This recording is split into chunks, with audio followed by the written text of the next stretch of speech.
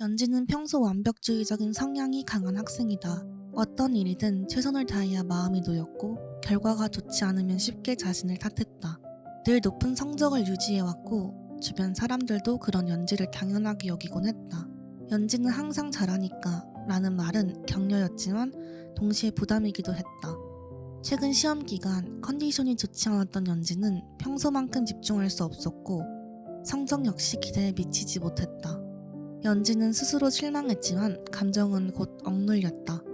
몸이 아프다는 사실조차 인정하지 않으려 했고 괜찮다는 말로 자신의 상태를 부정하며 공부를 이어갔다. 아프다고 생각하지 않으면 괜찮아질 거야 라는 생각으로 자신을 계속 밀어붙였다. 친구들은 여전히 연지를 믿고 기대했다.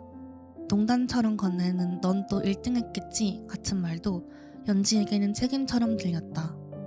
겉으로는 아무렇지 않은 척했지만 마음속에서는 점점 압박이 커져갔다. 연지는 다행히 가족과의 관계는 좋은 편이다. 부모님은 딸에게 꾸준한 관심을 보여주며 따뜻하게 대해왔고 연지도 그런 부모님에게 편안함을 느껴왔다. 하지만 최근 들어 연지의 말수가 줄고 표정도 자주 굳어있는 걸 느낀 부모님은 조심스럽게 걱정을 시작했다. 현재 연지는 불면증과 불안, 반복적인 생각과 행동에 시달리고 있다. 저번에 몸이 너무 안 좋아서 성적 떨어지는 게 집중이 너무 안 되는데 다음 시험 때도 이러면 진짜 큰일 나는데 이러다 인생 망하는 거 아니야? 은지 안녕. 우리 이번에 시험 끝나고 놀러 가자. 몸도 쉬어줘야지. 너 뭐 시험 잘 쳐서 별 걱정도 없을 것 같은데? 너 지금 나한테 그게 할 소리야? 나 저번 시험 때 망친 후로 걱정 얼마나 큰지 알아? 아니, 너 그게 아니라. 나중에 얘기하자.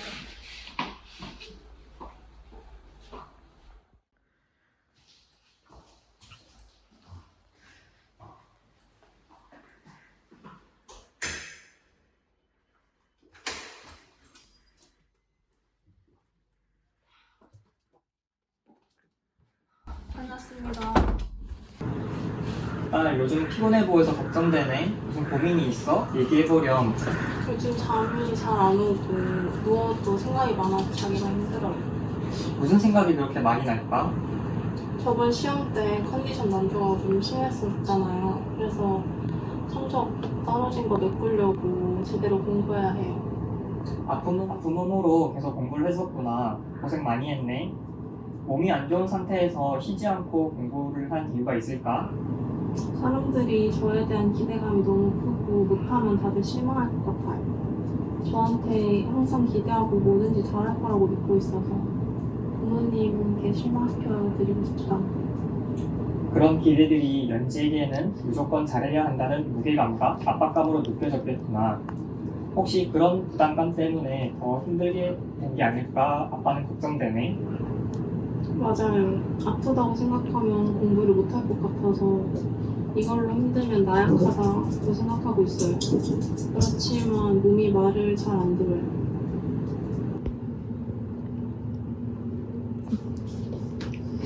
우리 딸 고생이 많았네. 몸도 마음도 많이 지쳐있었을 텐데. 언제부터 그렇게 됐던 것 같아? 저번 중간고사 이후로요. 그때부터 잠도 잘 안 오는 게 평소보다 심하고 불안한 생각이 자꾸 들었어요. 공부하다가도 오늘 공부를 다 못 끝내면 어떡하지라는 생각이 계속 들어요. 연지가 그런 생각을 할 만큼 책임감이 강하다는 뜻 아닐까? 하지만 그런 걸 우리 연지가 힘들어하는 모습을 보고 엄마 아빠도 너무 힘드네. 저도 알지만 멈추기가 무서워요. 지금 멈추면 지금까지 제 노력과 성적들이 다 무너질까봐. 연지야, 근데 잠시 쉰다는 건 포기하는 게 아니야. 잠시 쉬면서 도움 받는 것도 나쁜 게 아니고 건강한 나를 위해 시간을 쓰는 거야. 엄마 아빠가 도와줄게. 우리 같이 힘내볼까? 네, 엄마. 저도 사실 좀 쉬고 싶어요.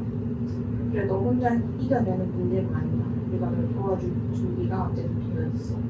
엄마 아빠가 잘 아는 상담 센터가 있는데 거기 가서 우리 연지 상담 한번 받아보면서 이야기해볼까? 네, 고맙습니다. 연지가 말하기가 힘들었을 텐데 용기 내줘서 너무 고마워.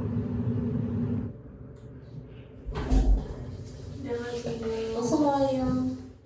무슨 일이 가장 고민인가요? 학교 생활이 너무 숨막히고 답답해서 학교 생활이 힘들어요. 잘 적응하고 있다고 생각했는데 학교에서 받은 기대감을 충족시키려다 보니까 제가 너무 집착하게 되는 것 같아요. 그걸 언제 가장 많이 느끼나요? 저번 중간고사 시험 때 컨디션이 안 좋아서 공부를 못했었거든요. 연지 학생은 학교에서 어떤 학생으로 보여지고 싶나요? 저는 사람들에게 제가 못하는 모습을 보이고 싶지 않은 것 같아요. 그렇군요. 제가 보기엔 연지 학생이 원하는 이상적인 모습이 자기 방어 기제를 못 뺀 것 같네요. 내면의 불안을 스스로 억제하다 보니까 강박 증상이 점점 심해지는 것 같아요. 맞아요. 최근 들어 공부에 집착하게 되고 잠도 잘 못 자는 것 같아요. 꿈에서 있었던 일을 한번 이야기해 줄 수 있나요? 꿈에서 저는 사과를 따고 있었어요. 제 바구니에는 사과가 넘칠 만큼 많았는데도 저는 더 열심히 사과를 땄어요. 그러다가 사과 하나가 제 바구니에서 넘쳐 나왔는데 그걸 어떤 한 사람이 발견하고 사과를 집더라고요. 근데 제가 엄청 화내면서 그 사과 하나에 집착했어요. 근데 상대방은 그런 저에게 사과를 건네주면서 안아주고 사라졌어요. 그게 무슨 뜻인가요? 사과 바구니에 사과가 넘칠 만큼 많았다고 했죠? 그 상황에서도 사과에 집착했고 네. 제가 보기엔 사과의 바구니가 학생의 마음 상태를 말하고 있는 것 같아요. 학생은 충분히 잘하고 있어요. 하지만 여유 없이 계속 달려가다 보면 학생이 무거워질 것 같아요. 그럼 저에게 사과 건네준 사람은요? 학생에게 사과를 건네준 사람은 학생이 편안함을 느끼고 싶은 마음을 대변하고 있는 것 같아요. 마음의 여유를 의미해요. 꿈의 상황이 지금 현재 제 상황과 참 비슷하면서도 다르네요. 꿈은 현재 자신의 무의식적인 감정이나 욕구를 보여주는 아주 좋은 본보기가 돼요. 연지 학생이 현재 가지고 있는 학업적 스트레스가 잘 보여지네요. 그럼 지금 제가 어떻게 하면 될까요? 학생분이 생각하시는 이상적인 인간상을 바꿔보는 건 어떨까요? 물론 학생분이 생각하시는 인상적인 모습이 틀렸다는 건 아니에요. 단지 관점의 전환이 필요하다는 뜻입니다. 마인드를 난 잘해야 해 보다 난 잘하니까 라고 생각해보는 건 어떤가요? 난 잘하니까요. 지금까지 한 번도 해본 적 없는 거예요. 해본 적 없으니 해보자는 거죠. 스스로에게 감대해질 필요가 있는 것 같아요. 알겠어요. 오늘부터 생각을 바꿔보도록 할게요.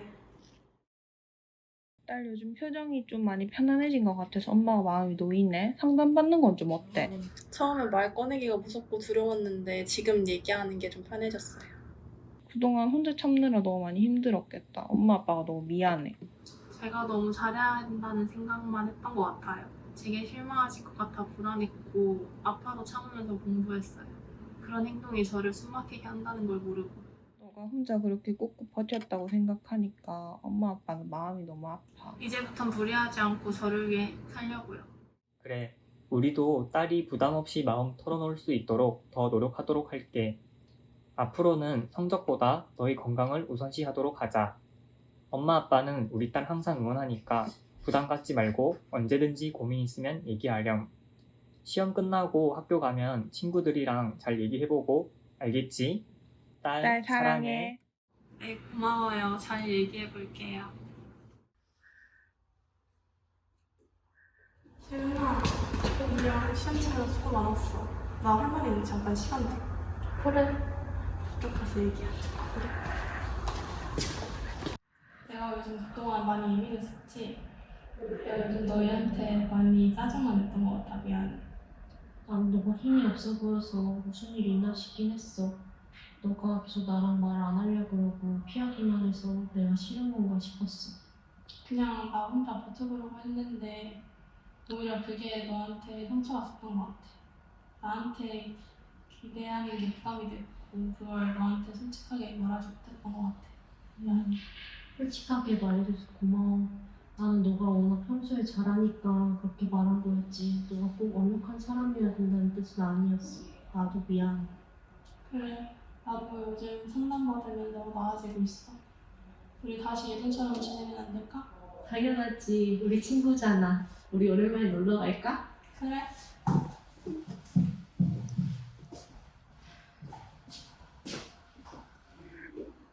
우리 뭐 먹을까? 그래, 마라탕 엽떡도 먹자. 열 거바로? 무슨 얘기야? 그래. 피자? 치킨? 괜찮지?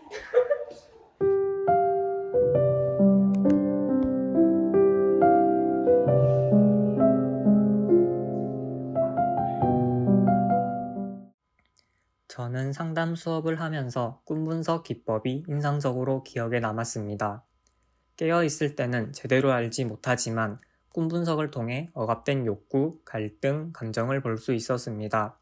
처음에는 다소 어색했지만 조별 활동에 활용하면서 내면에 숨겨진 심리적 진실에 대해 알 수 있었고 자기 이해를 할 수 있는 방법이라는 것을 배우게 되었습니다.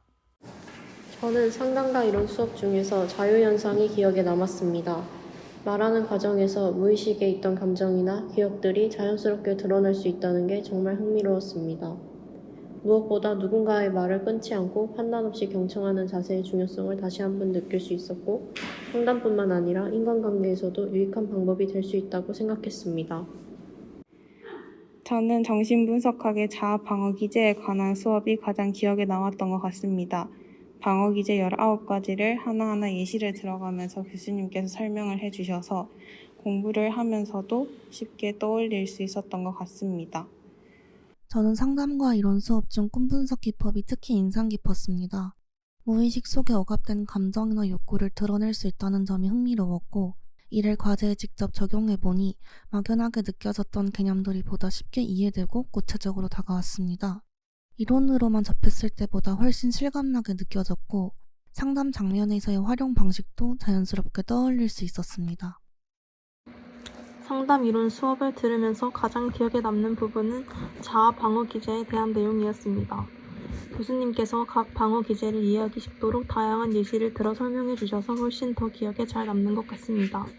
특히 수업을 들으며 내가 불안하거나 스트레스를 받을 때 무의식적으로 사용하는 방어 기제가 무엇인지 돌아보게 되었고 그것을 인식함으로써 나 자신을 더 깊이 이해할 수 있는 계기가 되었습니다.